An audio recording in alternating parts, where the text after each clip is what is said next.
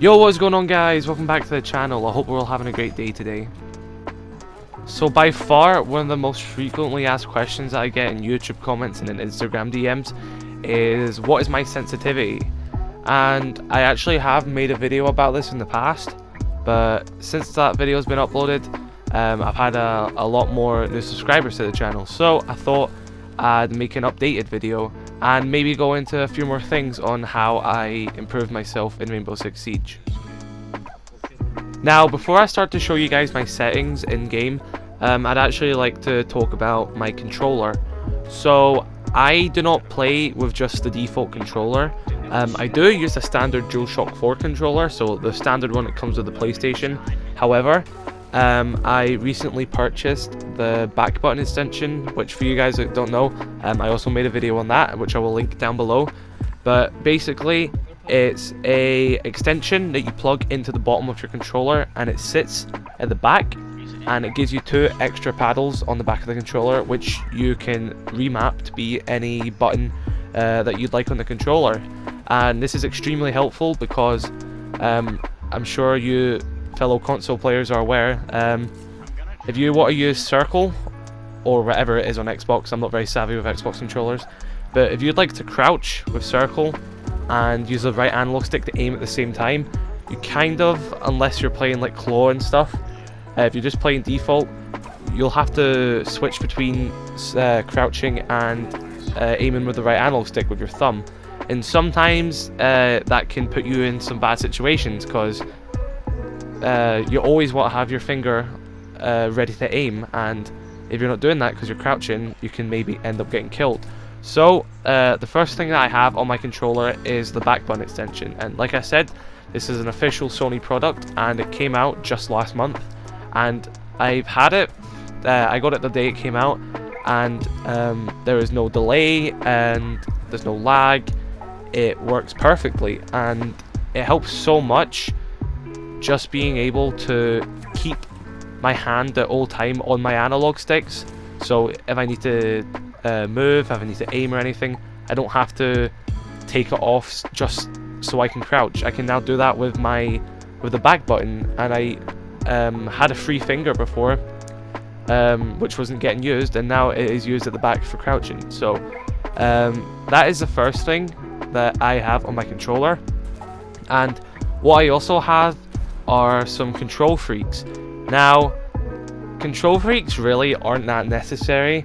It purely just depends on how you like to hold the controller, and I got these control freaks for pretty cheap, so I just felt I should give them a try, and yeah, I've kind of just stuck with them. But I wouldn't say that this is a vital thing that will change the way you play drastically. I'm not saying that at all. But on my right analog stick, I've got like a extended control freak for it. So my right analog stick goes a bit higher than my left one, and personally I feel like that just gives me more movement to turn and aim rather than being restricted to the standard analog stick. I feel like the extension just gives me more flexibility when turning the analog stick and everything. So that is how I use it. My left analog stick is just the same, it's just a default analog stick, but my right one's a bit extended. And once again, you can get all this stuff for yourself. It is widely available. There's no rules against using this stuff, as there is to using like mouse and keyboard, for example, in Rainbow Six Siege. All this stuff is purely official and you can use it, and there's no problem using it. So what I've just talked about there is the physical parts that go into how I play the game, so my controller extensions.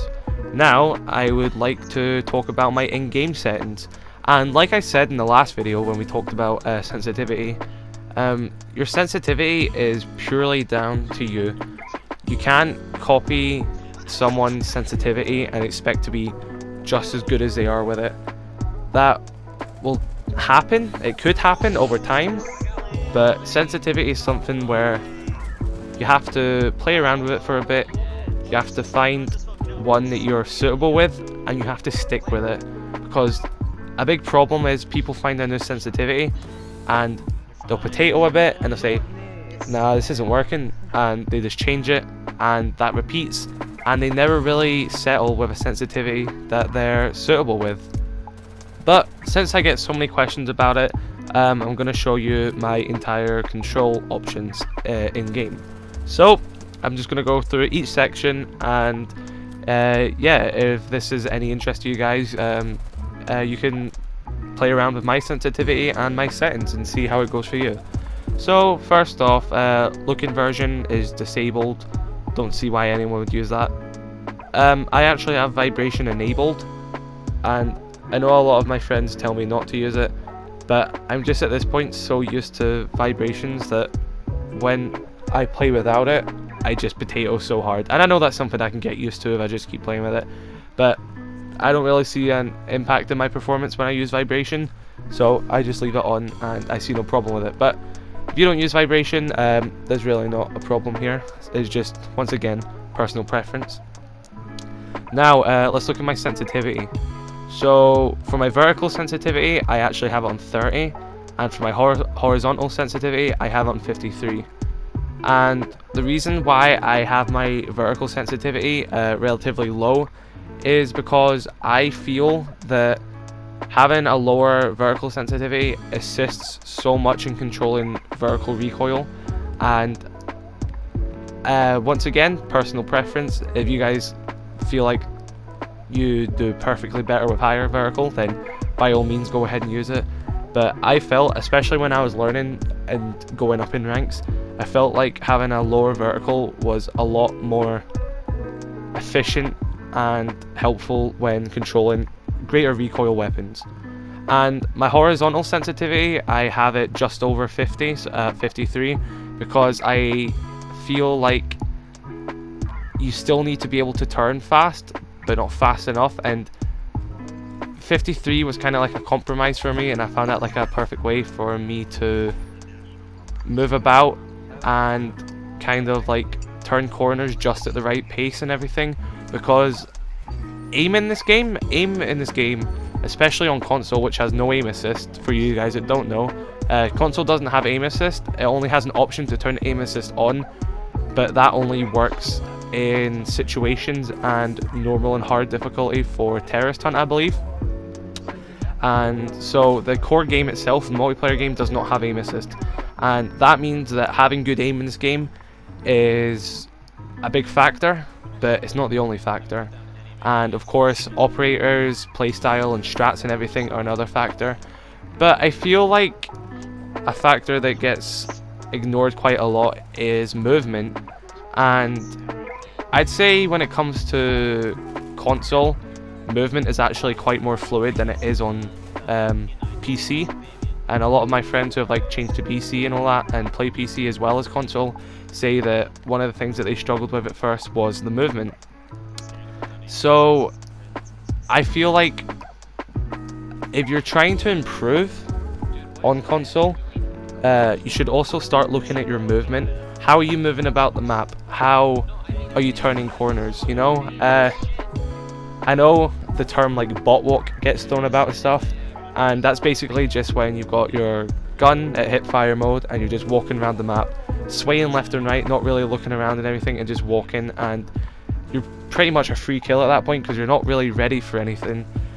What I'd recommend is, once again, getting this back button extension, and I can't actually urge enough how much it's actually helped me when it comes to crouching and stuff. But especially when you're walking around the map, you don't want to just walk in a straight line the whole time. You want to be in between crouch, in between walking. Obviously, you want to use crouch mode for the quieter footsteps. You want to run more efficiently. When it comes to corners, you want to slow down. You want to maybe pre-aim corners. Don't just always walk in a basic hip fire mode when you're walking into corners, especially when you know that maybe that side of the map's contested. You want to make sure you know what pace you're going at. You want to make sure that you're ready to take a gunfight if there is going to be a potential gunfight, and you just want to be able to be fluid when looking between objects. And like I said in my previous video about this, one of the main ways that I improved my aim and accuracy is that I actually went into a terrorist hunt and I focused on objects on the map and I just shot between them and just kept learning how much I need to compensate to get between each object, and I just went on from there. So you always want to be doing that. You never want to keep your movement in this game linear. You never want to keep your line of sight directly on something when you're moving. You want to be making sure you're turning corners rapidly. You want to be quick peeking when that is necessary. You want to be able to present yourself in a situation as quickly and as safely as possible, but also get the most information. And if you master your movement and your line of sight placement and where you're looking at, and you manage to use that so fluidly with leaning and crouching and going in between crouch and walk, you will notice a significant increase in winning your gunfights and winning your intel. And it actually is one of the most helpful factors. And when you start to mix that with your aim increasing and your movement increasing, and you start to coincide them together, that is when you start to see the big skill gap on console, in my opinion, is when you can move and aim fluidly around corners. And like I said, cannot stress enough how helpful the back button extension for the PS4 controller is for this. And that is all I really want to say about how I improved. And that is how I improved personally.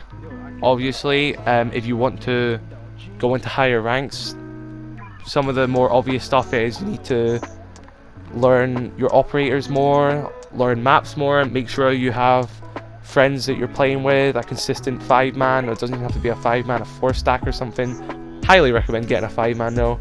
Make sure that you're always learning the maps, make sure you know your callouts, make sure you're always on comms.